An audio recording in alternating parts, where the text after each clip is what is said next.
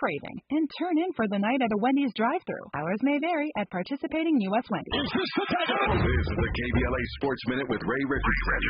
NASCAR has given an indefinite suspension to a race car driver who liked an insensitive social media post and photo of George Floyd. Noah Gragson, who drives for the Legacy Motor Club, has been suspended from all NASCAR functions until further notice. Gragson was replaced for Sunday's race at the Michigan International Speedway. Gragson apologized for his actions. NASCAR is trying to be real about its commitment to social justice. The organization banned the display of the Confederate flag after Floyd's death in 2020. Simone Biles won the all-around competition at the Core Classic in Chicago. It was Biles' first competition since the 2020 Tokyo Olympics. She's attempting a comeback to earn a spot on the U.S. team for the Paris Olympics in 2024. Biles stepped away from gymnastics for mental health reasons. No debates, no speculation, just the info you need. That's your KBLA Sports Minute. I'm Ray Richardson. More news, opinions, and conversation when we come forward on KBLA Talk 1580. KBLA Talk 1580 is dedicated to empowering our communities by providing progressive talk radio for our audience. We strive to be an intersectional voice for the voiceless. As a Black-owned and operated station, we are committed to highlighting diverse perspectives and creating safe spaces for meaningful dialogue. We believe that everyone has something unique to bring to these political, economic, social, and cultural conversations, and we don't shy away from the hard conversations about current events. We endeavor to be a beacon of hope and understanding, while boldly challenging listeners to think more deeply about difficult topics that impact us all. With this in mind, our mission statement at KBLA Talk 1580 is simple: to create an inclusive platform that promotes civil discourse through honest dialogue and encourages personal growth among our listeners, so they can become the active agents of change. Our vision is to establish ourselves as the premier radio network with relevant programming across the beloved community, connecting people through shared experiences and collective power for lasting impact beyond these challenging times.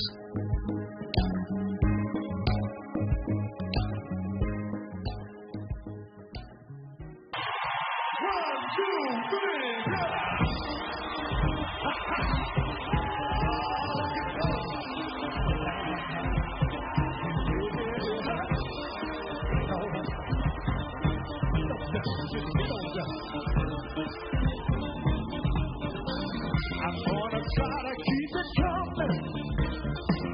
Things ain't always smooth, but I'll be alright as long as I can find the groove. Yes, I will. Somehow I know that I can make it. You seem to like my style. Alright. Don't you worry, I'm gonna be around a while.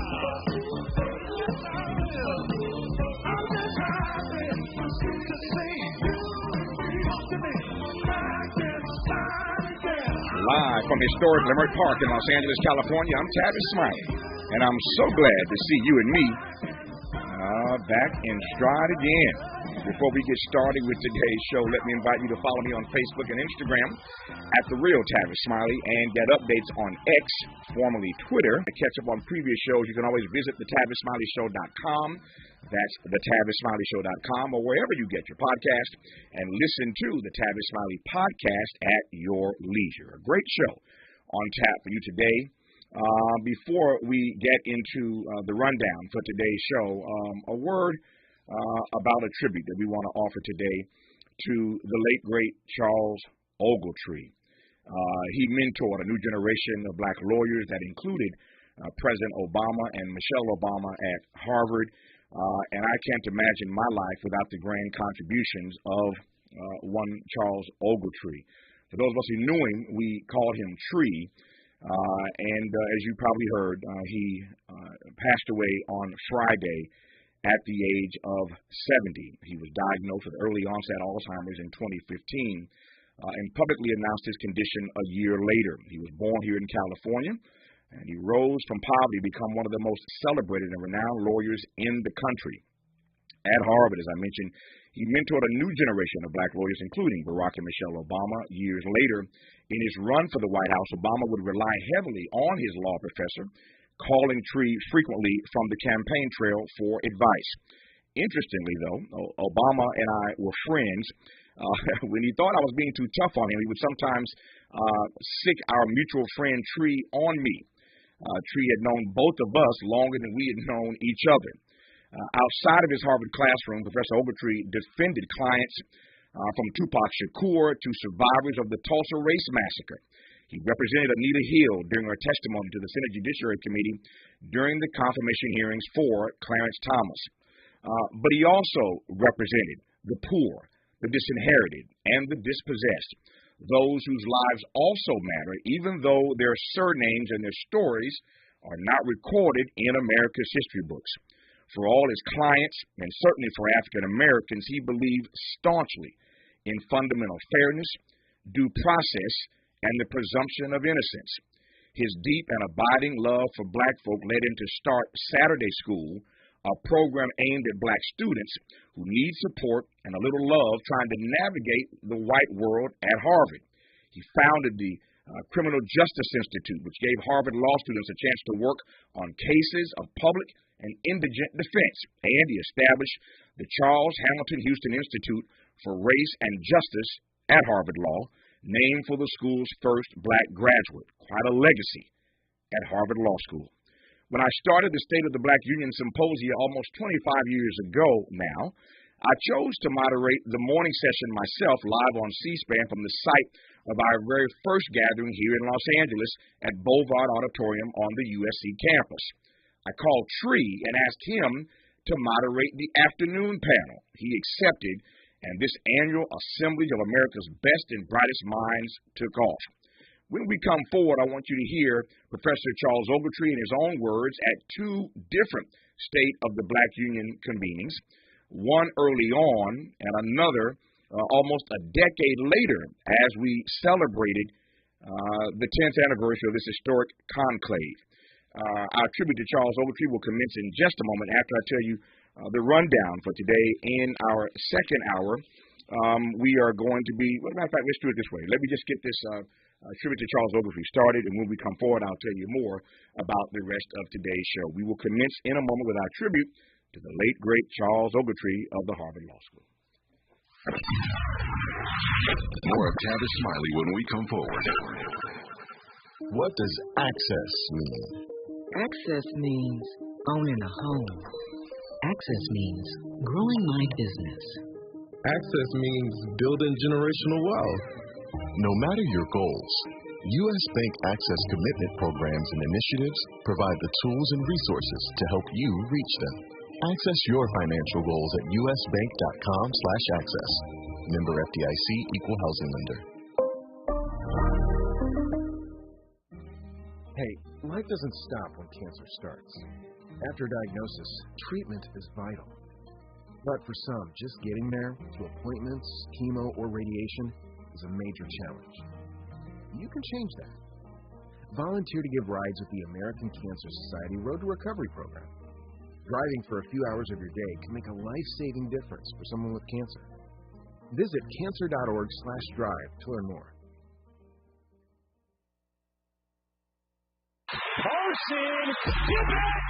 Hey, I am Jasmine Carson, LSU Women's Basketball National Champion. I had to up my game, and this time I upped my intimate grooming routine too. Venus for Pubic Hair and Skin is the only razor and regimen specifically designed for your pubic area. Featuring a razor with a patented irritation defense bar and a skincare regimen that is dermatologist tested, Venus helps protect your pubic skin from shave irritation. Visit GilletteVenus.com to learn more about the full regimen of products. Have you heard about Lendistry? Lendistry is a national black-led small business lender that is headquartered right here in LA. Once you've started your business, Lendistry provides flexible financing options starting at $50,000 to help you access the affordable capital needed to grow. Whether financing is needed to increase working capital, acquire a business, purchase inventory and equipment, or refinance debt, Lendistry has a solution for you. Lending products range from traditional business term loans and non-revolving lines of credit to SBA 7A loans, and commercial real estate financing. Lendistry's free application process is simple and does not impact your credit score. Visit lendistry.com/KBLA to learn more and to get started with an application right from the website. Need help with the job hunt? It can be challenging, but don't worry. LA County has your back. With a variety of available support services, you'll get the help you need while finding a job. We're here to help you succeed. Let's get started. Find out if you qualify at recovery.lacounty.gov/programs. That's recovery.lacounty.gov/programs. LA County and you, moving forward together. We've got a lot to talk about.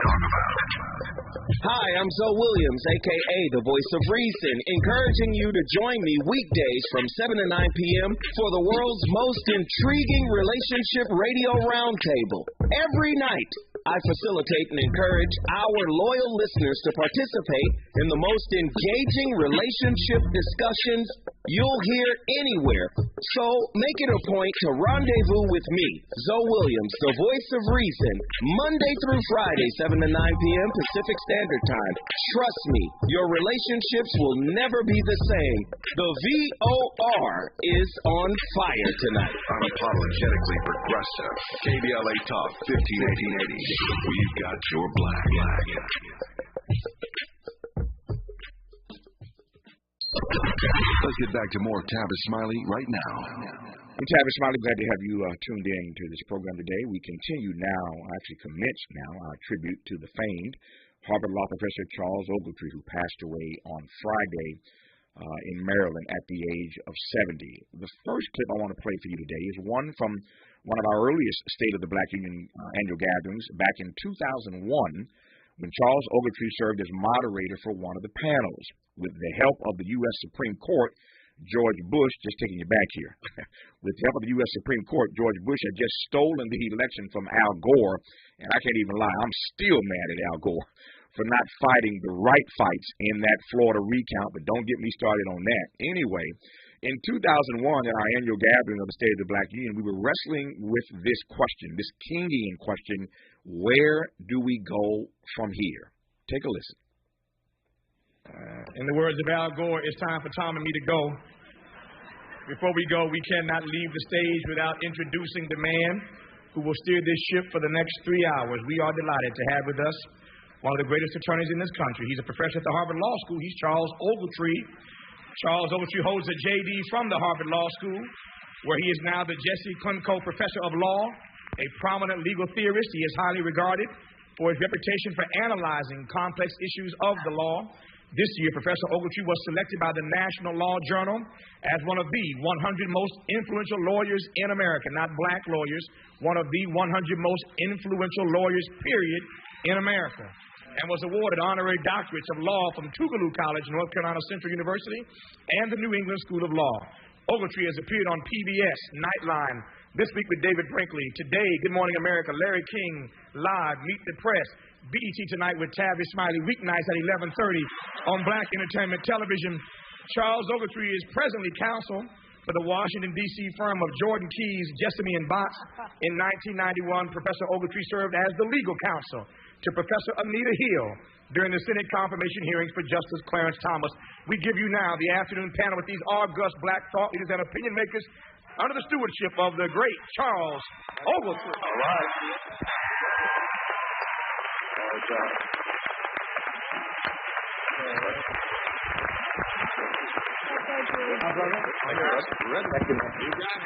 All right. Good afternoon, everybody. We are ready to roll. And I think the first thing we have to say when you look at this panel and look at this audience, that the state of Black America right now is good. And these folks are responsible. Let's thank them. Our challenge today is to try to take what we started with this morning and go higher. Because we talked about a lot of the problems, we identified some of the sources of those problems, and we have to get to some of the solutions. And when we have these large forums, we often go to our elder statesmen that tell us what we need to do. I'm going to change the program today because there are some young people here who have some ideas about the future. And I think we need to listen to them to help us through this next millennium. So we're going to start with a different attitude. I'm going to call on the three leaders of youth in this nation, whether it's entrepreneurial, whether it's spiritual, whether it's in the media or education. They are three brilliant representatives of all of us. And they're going to have a conversation about what's wrong with this and how do we start to set the agenda for Black America. I'm going to be speaking to Reverend Jamal Bryant, to Darian Dash, and to Farai Chidea. Let me start with Reverend Bryant. Reverend Bryant, you spend all your time talking to young people. We just went through this election. We went through all these different processes. What are young people feeling about America today? And what are they feeling about Black America that you want to make sure that we hear today? I think that what young America feels first about Black America, I feel what young America feels about Black America is that they are looking for a well in the desert. They're looking for leadership, number one, at home. That they're not looking for a leader in a press conference or at a rally or at a march or on the steps of the U.S. Capitol, but they're looking for mothers to be mothers, for fathers to be fathers, and not trying to be friends, but being leadership in the house. That was Charles Ogletree, always respecting the voices of young people, always wanting to engage younger voices in our fight for freedom. What you heard there was Tree talking to a young Reverend Jamal Bryant, who the nation had not yet heard of back in 2001. But during that Georgia Senate contest between Raphael Warnock and Herschel Walker last year, everybody heard Dr. Jamal Harrison Bryant in a clip that went viral all around the world. White men been telling him what to do, telling him what school to go to, where to live, where to eat, where to buy a house, where to run, where to sit down, where to sleep, where to pay for abortions, where to buy a gun. And you think they not going to tell him how to vote? In 2022, we don't need a walker, we need a runner. It's fascinating to hear Jamal talking to Tree 20-plus years ago when, again, the nation had not yet heard of Jamal Bryant. And that clip, of course, went viral around the world. But that was Charles Ogletree wanting to start that panel with the voices of young people. He valued their contributions. The second Charles Ogletree audio clip I want to share with you right now is from 2009, almost a decade after the first clip we played. So let me set this up. George Bush is gone now. He has been succeeded by America's first African-American president, Barack Obama. We are celebrating the 10th anniversary of the State of the Black Union back here in Los Angeles, but the crowd is so large 10 years later that we now fill the convention center in DTLA, downtown Los Angeles. Boulevard at USC can't hold us anymore. President Obama, in fact, brings greetings to the historic gathering live via satellite from the White House, and the crowd goes wild.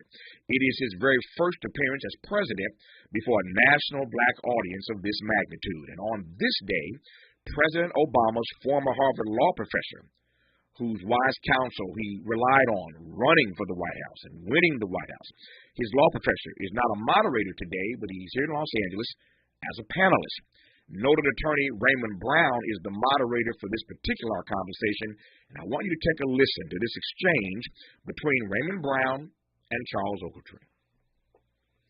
Professor Tree, I know that you're an early supporter of President Obama. Very early. It's fair, yes, I think you would say that again. It's fairly easy to say, I think, that there was little in the campaign about incarceration rates or justice policy. Some of that may have been driven out of the debate by economics, also by strategy. But having passed the campaign, what can we expect to see in terms of initiatives from this administration and reactions from Congress, as well as the larger body politic, in terms of this negative perception of our black kids and a negative reality? Because I spend time in the prisons, and I got to tell you, some of the brightest members of our society, our community, are sitting in prison. So I want to ask you and then Professor Rose to comment on the same subject. Thank you so much, Raymond. It's a pleasure being here, having been here 10 years ago, day one. And I remember we were at USC, and I moderate the panel. I was so eager to say something, but I couldn't as a moderator. Now I have a chance to speak. So you've been holding this back for 10 years? 10 years. 10 years. Are you going to be another Dyson? No. I've been the shortest, brother. So far. I've been that for this reason, thinking about particularly the role of black males that was with us. We started this in 2000. Tavis brought us here at USC.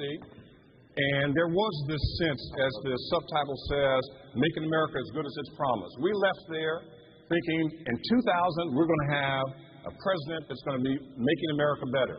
And then we saw in 2000 that our votes were not counted and that a lot of young black males couldn't vote. 2004 we met, and it was clear that we were going to have a chance to make a difference, making America better, as good as it could be. And we voted, but in places like Ohio, our votes were not counted. 2008, I called Barack and said, look, man, I haven't slept in 2000 on Election Day. I haven't slept in 2004 on Election Day. I want to be in bed before midnight on November 4, 2008. At 11:01 p.m. on November 4, 2008, it all changed. And here's the point. There are just millions of young, talented African-American men who are being marginalized every single day in every single way. Yes. And we need to make sure that this president and this Congress and these governors and everyone else is accountable to us and to our community. The great thing about the stimulus package, and thanks to the CBC, the Congressional Black Caucus in particular, it's designed to reach down to make sure it touches our community. I talked to Governor Deval Patrick, one of our two African-American governors. We haven't had that in history. And his point was, I'm going to make sure that this money gets down to the skilled workers, the semi-skilled workers, and the unskilled workers. What does that mean? That whatever the union rules are, whatever the hiring rules are, this time the money will get to us to fix our communities, to make sure that young black men will have a chance to do what they can do. And thank God that this is one thing that Barack Obama did. Think about this. The very first thing he did was to sign an agreement saying we're getting out of Guantanamo in 1 year. The very next thing he did is that we're going to make sure there's a recovery in America. And the first significant piece of legislation was this. He signed it, but it took a Congress to make sure it happened. And I want to say this about the challenge we have. We need to make sure, the reason black males are having such a problem is that people don't respect the fact that they can be a protected part of the community. All of us have challenges as young people. But you know what this country did, largely led by young black men in November? They went to vote in Florida, North Carolina, in Virginia, in Ohio, in Indiana. And it changed the whole premise of what's happening. You know what? Those people who didn't support the stimulus, who said they won't let it come to this state, you know what? In 2012, we're going to be in Louisiana. We're going to be in Georgia. We're going to be in Mississippi. We're going to be in South Carolina, where black men will be able to stand up and say, if you don't count me, I'm going to vote, and we're going to take away that power from you. The party is continuing to grow.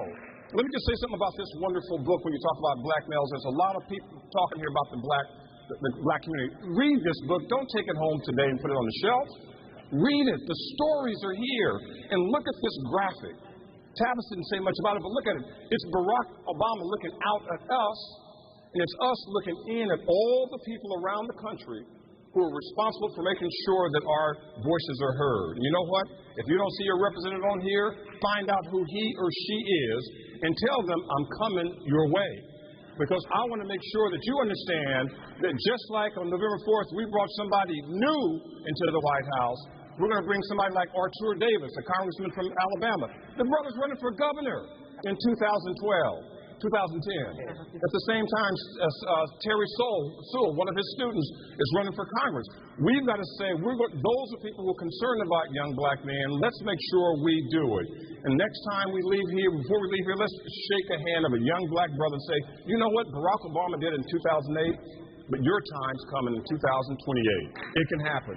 We'll make sure it happens. Your time is coming in 2028. It can happen. We'll make sure it happens. That final comment was just like Charles Ogletree, always looking ahead, always wanting the best for his people. The book that Tree referenced in that clip was the third and final book in a trilogy of text that we published, The Covenant in Action, and Accountable. a book that documented all the promises Barack Obama made while running for president and what black folk in particular needed to do to hold him accountable to delivering on those promises. Charles Ogletree's life was about accountability to his faith, his family, and his friends. But accountability is a two-way street, and most of his work and witness focused on holding America accountable to us. Tree understood that America owed a debt to black folk, and he spent his entire life reminding America of its arrears to African Americans and forcing America to do right by us. On a personal level, Tree once learned that following my undergrad work at Indiana University, I was actually on my way to Harvard Law School until I got sidetracked by an opportunity to work for a guy named Tom Bradley here in Los Angeles. I only expected to hang out in L.A. for a year or so and then head on to Harvard. Well, it didn't quite turn out that way. Once I got here, I fell in love with the city, the people, and, of course, the work. And I never made it to Harvard. Tree called me one day and said, Tavis, it's time for you to finally come to Harvard. He invited me to speak at the Harvard Law School, and the place was packed with students, standing room only. As I looked out to the audience, I also saw the faces of Lonnie Guinier, Cornel West, Skip Gates, Randy Kennedy, and the governor of Massachusetts at the time, Deval Patrick. A special night that Tree made possible for me that I will never forget. That's the kind of friend that Tree was. What can I do to help you? How can I serve you? They don't make them like Tree anymore. For me, the takeaway from Tree's life, his work and witness, is simply this. As long as you are black, you are going to be in a struggle. If you're old enough to be persecuted, then you're old enough to fight back. And the sooner you fall in love with the struggle, the better off we will all be. Charles Ogletree was a freedom fighter like no other, and he will be sorely missed.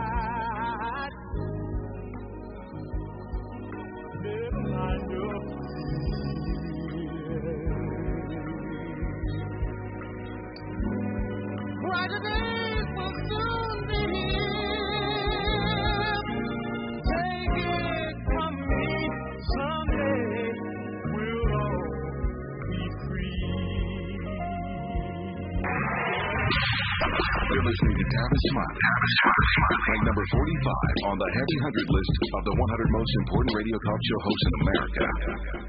I'm Kareem Abdul-Jabbar. I learned about atrial fibrillation the hard way. My symptoms would come and go, shortness of breath, fatigue. I kept going. Then I got so lightheaded, I couldn't. My doctor said I have AFib, so I'm about 5 times more likely to have a stroke.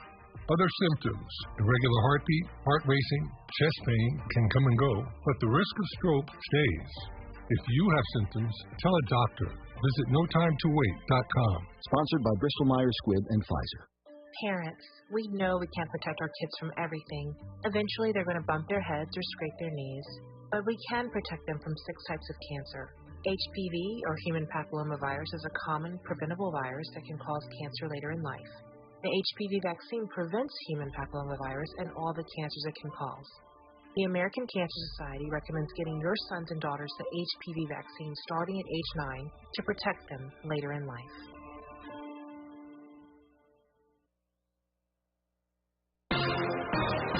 I'm Mike Moore. Here's the latest from the Black Information Network. Another GOP presidential hopeful is scheduled to speak at next month's California Republican Party convention in Anaheim, California. African-American South Carolina Senator Tim Scott will address the convention on opening day. A pair of other hopefuls, former President Donald Trump and Florida Governor Ron DeSantis, are scheduled to speak at the event the same day. COVID numbers are on the rise as the summer travel season wraps up.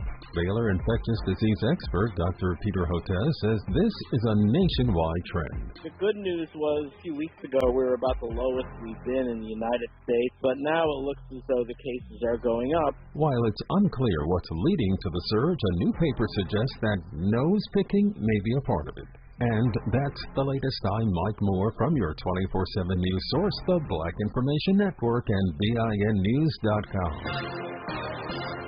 Wendy's is open until midnight or later, which means all your favorite menu items are up later too. The Baconator still tastes just as juicy and bacony at night. So listen to that craving and turn in for the night at a Wendy's drive-thru. Hours may vary at participating U.S. Wendy's. This is the KBLA Sports Minute with Ray Richardson.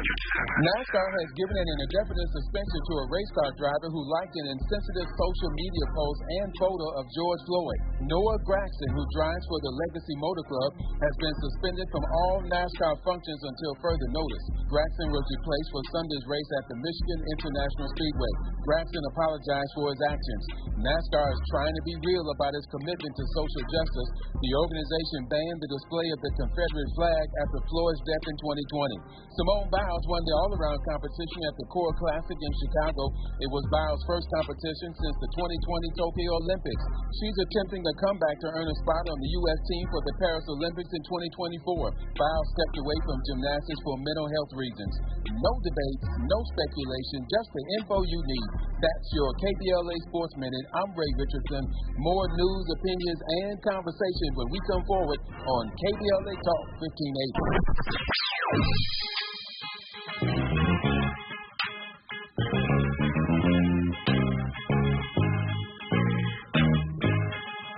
This is KBLA Talk 1580. Talk radio. That's music to your ears.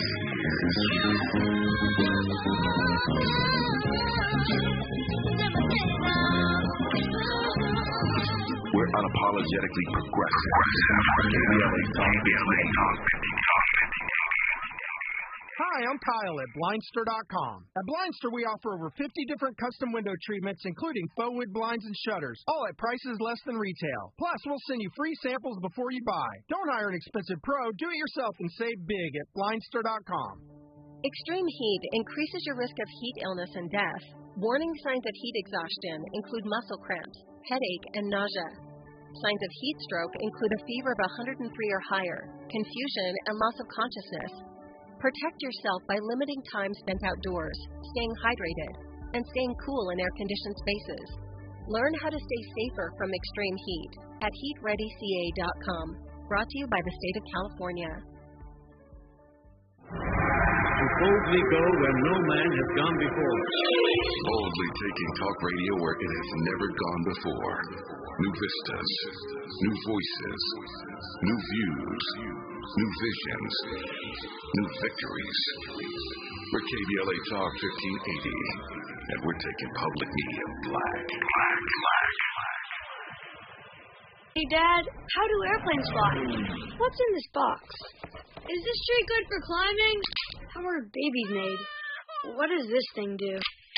Kids are curious about everything, including guns. Talking to them about gun safety in your home is a good first step, but you can do more. Always keep your guns locked, unloaded, and stored separately from ammunition. Safe gun storage saves lives. Learn how to make your home safer at endfamilyfire.org. That's endfamilyfire.org. Brought to you by End Family Fire, Brady, and the Ad Council. On a Mission Youth Travel presents the 2023 Morehouse Homecoming HBCU College Tour, October 298-4779. Again, 323-298-4779. Students will tour Morehouse College, Spelman College, Clark Atlanta University, Alabama State and Tuskegee University. Email info@onamissionyouthtravel.com. Again, info@onamissionyouthtravel.com. The HBCU tour price includes all meals, transportation, round-trip airfare with one checked bag, hotel accommodation, all museums, college tours, and admission to the Morehouse versus Kentucky State University homecoming football game. Spaces are filling up quickly, so call today to sign up. 323-298-4779. Again, 323-298-4779. He's rooting for everybody black. Everybody black. More of Tavis Smiley coming your way right now. I'm Tavis Smiley. Glad to have you with us today. Following that tribute to Charles Ogletree,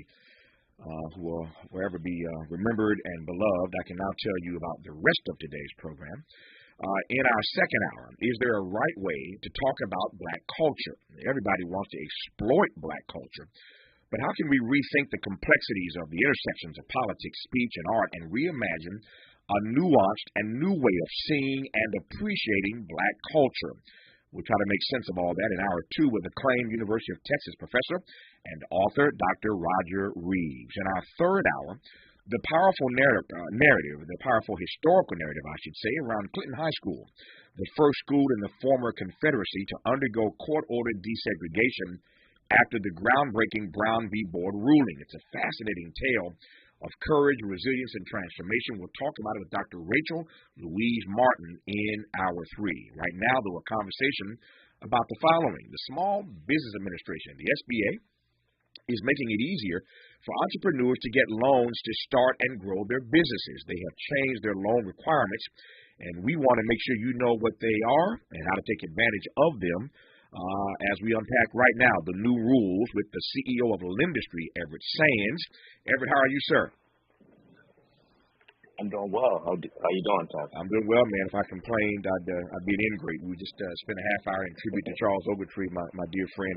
It's always difficult losing someone of his stature, losing any friend for that matter. So I've had better days, but I'm grateful for his life and his legacy, and I'm grateful to still be here to enjoy great conversations with people like you to empower our audience as Tree did all his life, trying to empower black people. So the SBA, as I said, is making it easier for entrepreneurs to get loans to start and grow their businesses, and we want to make sure, as part of our role, part of our responsibility and duty, to share with this audience nationwide what these new rules are and how they can take advantage of them. So where do you want to start, Everett Sands? That's great. So first of all, I think we start with the basics. 40 rule changes came out August 1st. So 40 new rules to make SBA and SBA lending easier. I don't think, of course, we have time to talk about all 40. We do not. Maybe we focus on. So maybe we focus on 3 of them. But I do want to encourage you to Google SBA rule changes whenever they get a chance. Just so they can have some insight beyond what I'm saying, or they might tell me what I'm saying is wrong, and they might correct me, and I appreciate that too. So I think we should go through 3 of them. Okay. And, the first one, I'll give you the topics, and then, you can tell me how you want to drill down.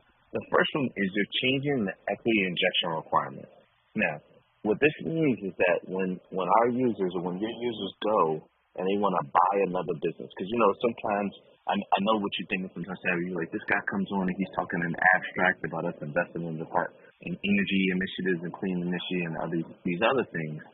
This is really important that now we can look at buying or acquiring another business. And SBA is essentially saying that normal 10% that we would have to put up, the seller can put up. So the seller could hold back a note with a 10% or some portion thereof. And as long as the seller does not need payments while the SBA loan is going on, and therefore that can be counted towards your down payment. So this is about financial engineering and structuring the contract accordingly. But I think this is really important for those of us who might want to buy a business but might not have all the funds to put up front, or want to save the funds so we could, change the marketing, buy a building, do something else with that business. So that's the first one. Okay, give me the second one. The second one is they change about what's called an affiliation rule or change of control.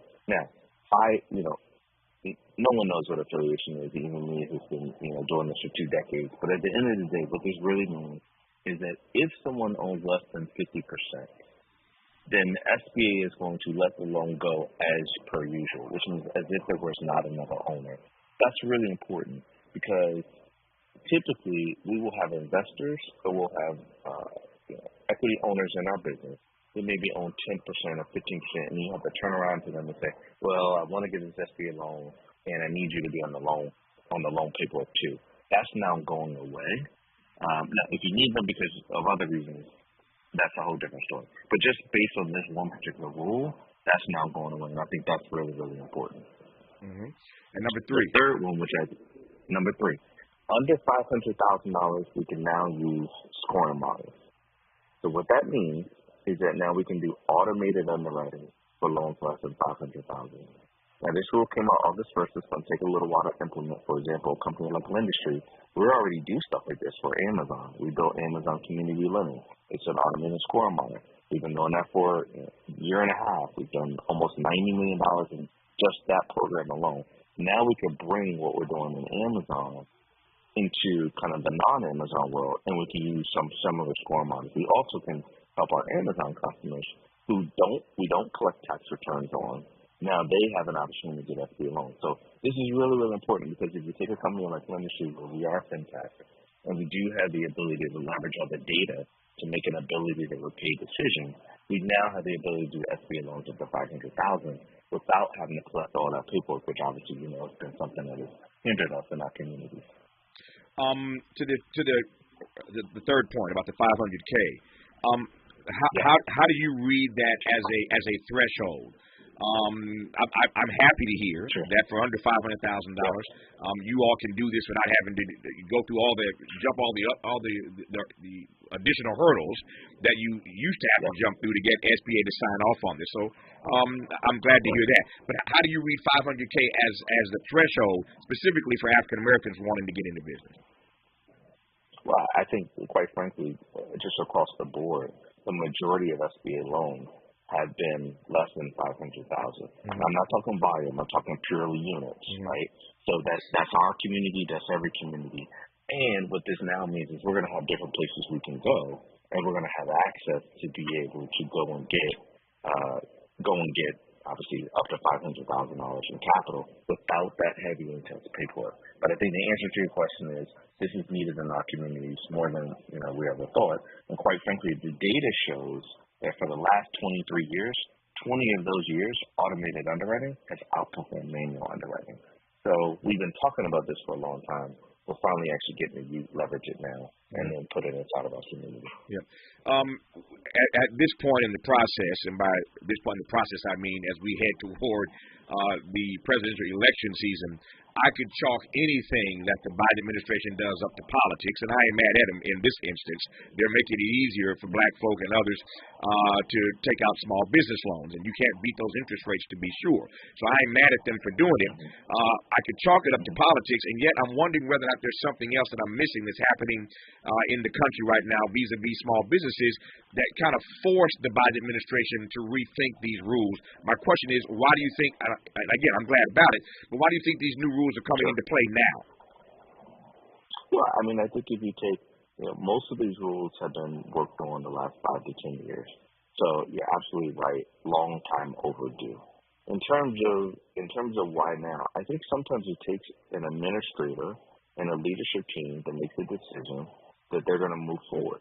I should be very clear with you that as of last week and the week before, it was actually a Democratic Congress member who was actually challenging the current SBA administrator, who obviously works in the Biden administration, about whether or not to move these rules forward. So I tend to think that, yes, you're absolutely right. There's probably some politics somewhere. But I think in this particular case, this is just strong leadership saying, we're going to decide to move this forward. Yes, we'll make some mistakes. We believe there'll be better outcomes for the communities that we want to serve, despite a Republican or Democratic, or I should say Democratic Congress member saying don't do it. Mm-hmm. No, I'm glad that the administration has pushed forward this, and again, the timing of it could be curious, but it's always a good time to make it easier for black folk and others to get into business and certainly to get access to capital. As you all know, the one thing that we always suffer with is trying to get access to capital. So anything that makes that easier, I'm all for it. We'll continue with Everett K. Sands, the CEO of Lendistry, when we come forward on Tavis Smiley. Seeking the truth. Speaking the truth. This is the Tavis Smiley Show. MC Light for AARP. Hip-hop, the cultural phenomenon that took New York by storm in 1973, is celebrating 50 years of rocking mics and crowds. Whether you're a ride-or-die hip-hop head or simply curious about its origins, check out the latest issue of AARP the magazine. It celebrates this incredible milestone with a featured story brimming with fun hip-hop facts and history. Head over to aarp.org/blackcommunity to learn more. Community is more than where you live. It's the people in it who go above and beyond to help it thrive. During the 50th anniversary of hip-hop and the 75th anniversary of Black Radio, AARP recognizes the members, volunteers, people, and partners giving back to our communities. We believe when our efforts drive change for the greater good, we all thrive together. To learn more about how AARP supports efforts to keep our communities thriving, visit aarp.org/blackcommunity. KBLA Talk 1580. We've got a lot to talk about. Maisha Cairo here with a quick recap from my time. Damon John, Lynn Richardson, MC Light, Don Kennedy, to name a few. Take a listen to what Justin Grant, Community Development Lead at Chase's Advancing Black Pathway, let's see what he had to say. So I'm Justin Grant. I lead Community Development and National Partnerships for JP Morgan Chase's Advancing Black Pathway strategy. And so we're focused on strengthening the economic foundation of black communities, and we're making targeted investments in programs like the Advancing Black Wealth Tour to help us get our tools and resources out to the community to drive sustained impact over time. So when it comes to black and brown people, it sounds like Chase is making it their personal responsibility not only to facilitate these events, but to educate and provide resources. So, Mr. Grant, I have to ask, what does wealth building look like for the individual? It's home ownership. It's having that freedom to be able to start your own business and create jobs in your community. And it's having that long-term plan towards retirement, having that vision for what you want your life to be, and you have the resources to actually live it. I'm Maisha Cairo. Thanks for sticking around. That was my recap from Chase's Advancing Black Wealth Tour. First stop was here in LA, and they're taking it national. Hey LA, are you feeling the heat? LA DWP has rebates up to $225 on new air conditioners to help you beat the heat and save money. Plus, you can sign up for Level Pay to get predictable monthly bills for easy budgeting. Stay cool. Visit ladwp.com/cool-LA. That's ladwp.com/cool-LA. More honesty than you can handle. More empowerment than you can imagine. You're tuned into Tavis Smiley. We are talking with Everett Sands, the CEO of Lindustry, about these new rules, 40 new rules, in fact, that the SBA has released publicly that ultimately will make it easier for you to obtain loans if you are a small business owner. As you heard Everett say moments ago, we don't have time to walk through all 40, but you should certainly Google these new rules of the SBA. Again, part of our mission here at Tavis Smiley is to make sure that you are in the know about things that will help you live better lives and make better choices. And this is one of those things, if you're a small business owner, and we certainly want to bring to your attention these new rules that SBA has put forth that will simplify loan requirements for small businesses. Everett has mentioned three of those, and we walked through those three.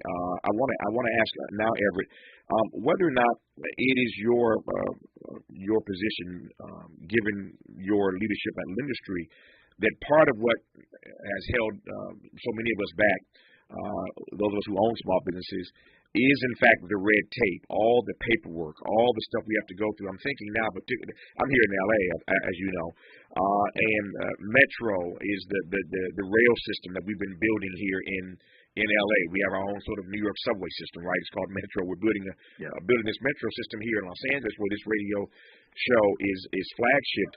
And there was a special program for businesses here in the Crenshaw community where this studio sits. They instituted a special program called the Business Interruption Fund. And so if you were in this particular corridor, you were in the pool to receive monies to help you, given that all this construction may have hurt your business, hurt traffic coming into your establishment. And it saddened me because there were so many people in this corridor, so many black-owned businesses who couldn't qualify for that because they didn't have their paperwork in place. So it's one thing not to have your own paperwork in place. It's another thing to be slowed down by red tape once you get into the SBA process. And let me just be clear here.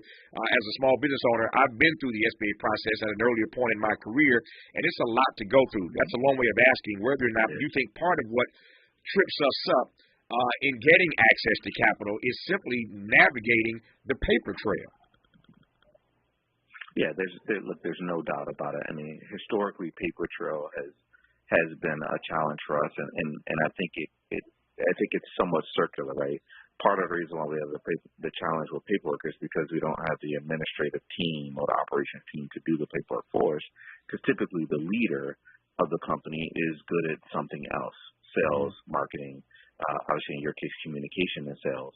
And so paperwork shouldn't be your strong suit, because if that's your strong suit, then the other things won't be, right? And so the reason why I call it circular is because, like, if we don't solve the access to capital, we can't solve the paperwork and operational challenges, but we can't solve the operational and paperwork challenges, which is how we don't get the access to capital. And what we've been trying to do at Lendistry is really to think about alternative models to the paperwork, right? What is the other data that we can get that shows someone's ability to repay? And this has been going on for years. To be clear, we're not the new inventors of this. I think what we've taken a perspective of is there are a variety of programs and other opportunities, and if we can kind of put them all together. So, for example, the state of California has a loan guarantee program. Since you're in the state of California, they have 6 loan guarantee programs, right? So there's not only SBA, but there's the state of California, and maybe SBA is not the right one. Maybe it's the state of California program that's the right one. And if it's not the state of California, maybe there's another one. You know, how do we as a lender start to think about this? I think the other part of the problem is we just don't have enough deployers of capital that look like us. And you and I have obviously talked about that separately, and that's a much bigger thing we got to work on. Right. But we got to figure out how to get more deployers of capital who understand our communities, because this is also a culture phenomenon. Right. You know, understanding who we are, what we do, how we operate. You know, how we might market differently than somebody else might market. We might handle business differently than somebody else handles it. But I can come into your presence or into your business, and I can know this business will be successful because the community is with that business. Go ahead. Sorry. No, not a problem. When we come forward in our remaining moments, I want to come to that issue right quick about deployers of capital who don't look like us. We're talking with Everett Sands right now on Tavis Smiley. Hope, agency, dignity. This is Tavis Smiley. I'm Kareem Abdul-Jabbar. I learned about atrial fibrillation the hard way. My symptoms would come and go: shortness of breath, fatigue. I kept going. Then I got so lightheaded, I couldn't. My doctor said I have AFib, so I'm about 5 times more likely to have a stroke. Other symptoms: irregular heartbeat, heart racing, chest pain can come and go, but the risk of stroke stays. If you have symptoms, tell a doctor. Visit NoTimeToWait.com. Sponsored by Bristol-Myers Squibb and Pfizer. Parents, we know we can't protect our kids from everything. Eventually, they're going to bump their heads or scrape their knees. But we can protect them from 6 types of cancer. HPV, or human papillomavirus, is a common preventable virus that can cause cancer later in life. The HPV vaccine prevents human papillomavirus and all the cancers it can cause. The American Cancer Society recommends getting your sons and daughters the HPV vaccine starting at age 9 to protect them later in life. Some people won't give you the real talk on drugs, but it's time we know the facts. Fentanyl is killing people. It's a powerful opioid, often made illegally and commonly mixed with illicit drugs. It can even be pressed into counterfeit pills that resemble prescription medications. Just 2 milligrams, about the size of a few grains of sand, could potentially be lethal. This isn't an ad to scare you, but it is an ad to make you think twice. Get the facts. Go to realdealonfentanyl.com. This message is brought to you by the Ad Council. Macy's one-day sale is going on now with great deals of the day on back-to-school essentials they need now, like 40 to 50% off kids and juniors outfits, 25 to 50% off backpacks, bags, and accessories, and get their dorm room set with 40% off small appliances from Bella, Crux, and more. Plus, download the app for even more great deals of the day at Macy's. Savings off sale and clearance prices, exclusions apply. I'm David Goldberg, a bilingual elementary school teacher and president of the California Teachers Association. As we start a new school year, there's something new happening in California's public schools. They're called community schools, where families, students, educators, and communities are making decisions as one. As a parent, I feel like we're really valued as partners in the education system. Community schools are bridging the systems of academics with the community. The curriculum is designed around the students and their academic needs. I know community schools are working. We see it in parent involvement. We see it in student academics. We saw double-digit gains in math, English, and reading scores. It's a more innovative, holistic approach to educating students. I really feel like this is the first time that we're really seeing a system change in our school. It's innovative, fresh, and they're already working. We invite you to learn more about community schools as we come together to reimagine public education here in California. And that's why CTA brought you this message. Helping to make you the most knowledgeable person in your circle of friends. This is Tavis Smiley. Got just a couple of minutes left in conversation with Everett Sands, the CEO of Lindustry. By the way, if you've never familiarized yourself with Lindustry, Google Lindustry as well. Learn more about them, this black-owned business that is in the business of lending to people who look like you and me. So Google Lindustry, number one. But more importantly, Google these SBA new rules. There are 40 new rules that make it easier. They've simplified the process for getting a loan if you are a small business owner. And I certainly want to spend a few minutes on this program today making you aware of that if you had not heard it. In the 2 minutes I have left, right quick here, Everett, you were talking earlier about the fact that there aren't enough deployers of capital, as you put it. I like the phrase. Not enough deployers of capital who look like you and me. Will that ever change? Yep. I think it will. I mean, I think what's happening now is you have kind of a new group of leaders and financial professionals who are saying, what can I do to be involved? It takes time, like anything. I don't think the bank, or being a bank, is as sexy and as attractive to them.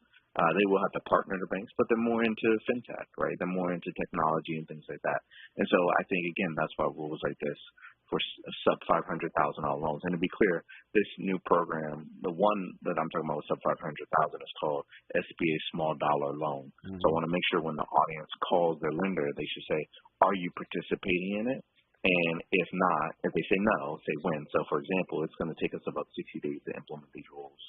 But going back to the answer to your question, I think there's going to be many more black financial professionals and financing firms.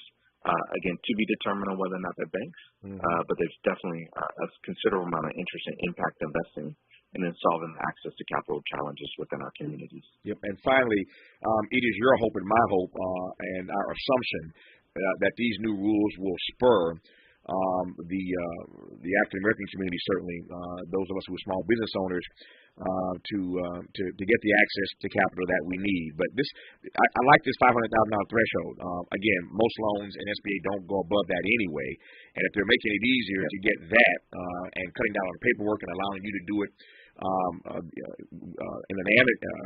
in a way that doesn't require all that old paperwork, then that should be better for everybody. So let's hope that people will, again, empower themselves with information about the new rules and get access to this capital. After all, it's your money.